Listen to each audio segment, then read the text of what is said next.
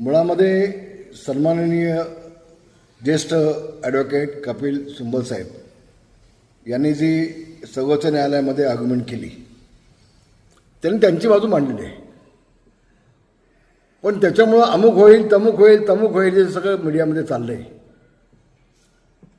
कुठल्याही बाबतीमध्ये मी सहमत नाही. मुळामध्ये आमचाही अभ्यास आहे.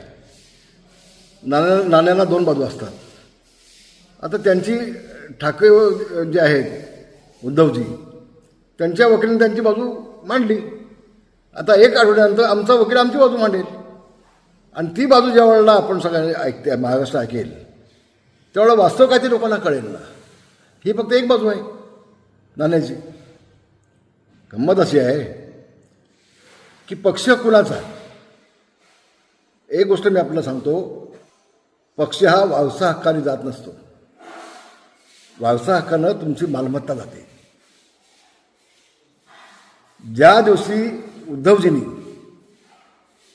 काँग्रेसची साथ पकडली, शिवसेना प्रमुख माननीय बाळासाहेब ठाकरे यांची ती जी कॅसेट आहे शिवाजी पार्कची, की ज्या दिवशी काँग्रेससोबत जाण्याची मला वेळ येईल त्या दिवशी माझा पक्ष मी बंद करून टाकेन, माझं दुकान मी बंद करून टाकेन.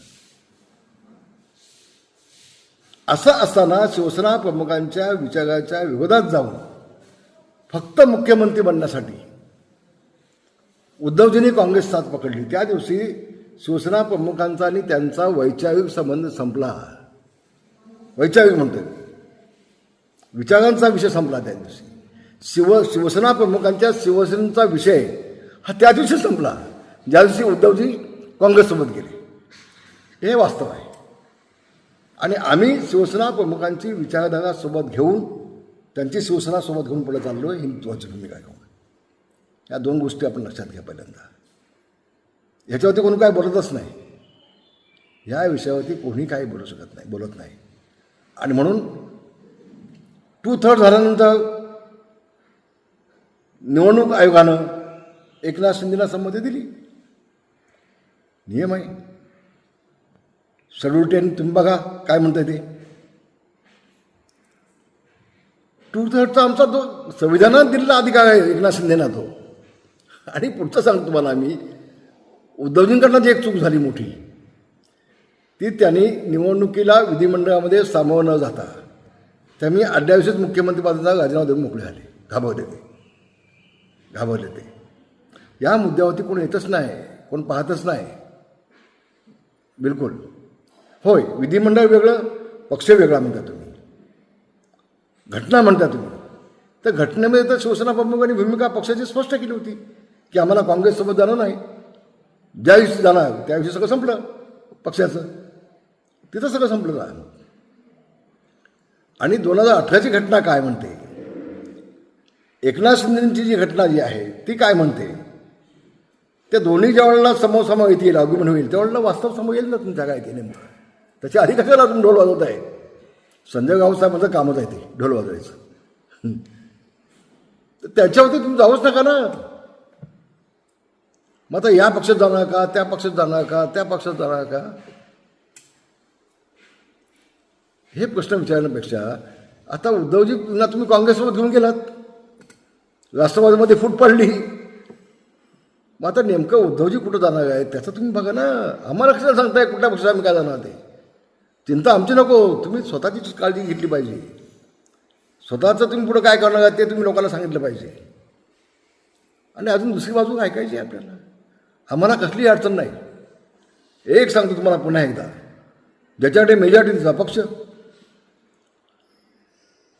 आज एकनाथ शिंदेंनी 40 आमदार होते, 60 आमदार निवडून आणले. उद्धवजी आमदार किती आहेत? 20.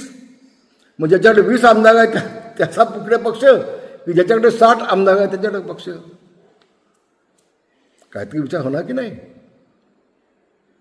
आणि महाराष्ट्राची जनताने कौल कुणाच्या बाजूने दिला आहे? एकनाथ शिंदेच्या बाजूने कौल दिला आहे की उद्धवजींच्या बाजूने कौल दिला आहे? हे देखील तेवढं स्पष्ट आहे.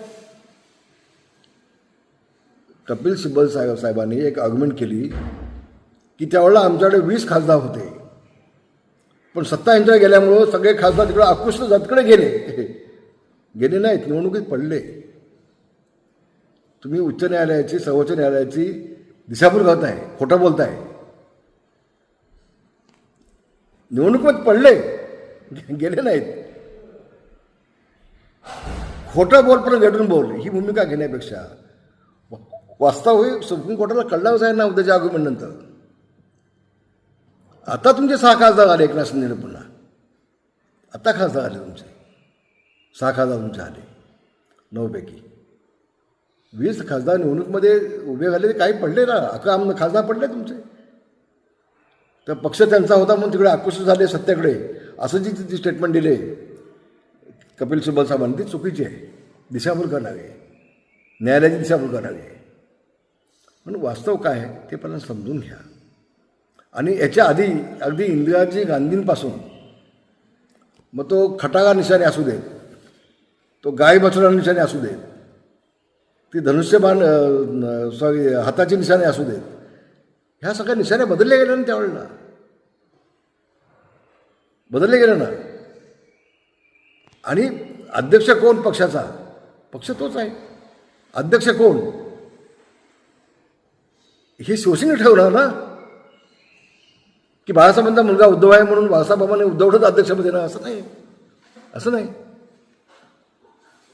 आम्ही सगळे एकनाथ शिंदेच्या सोबत आहोत शिवसेना म्हणून. शिवसेना प्रमुख ते आहेत.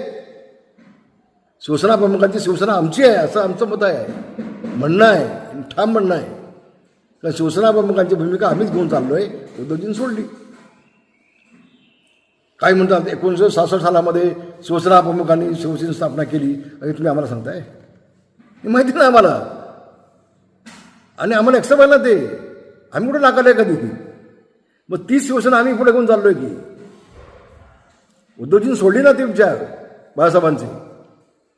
मी तुम्हाला आज खरं सांगतो, ज्यावेळेस शेवटचा निर्णय झाला काँग्रेससोबत जाण्याचा, मुख्यमंत्री होण्याचा, त्या दिवशी मातोश्रीवरती मी उद्धवजींना उभं करलो, बोललो, सांगितलं उद्धवजी आम्ही प्रयत्न केले की तुम्ही शिवसेना प्रमुखांच्या विचारात त्या विरोधात जाऊ नका.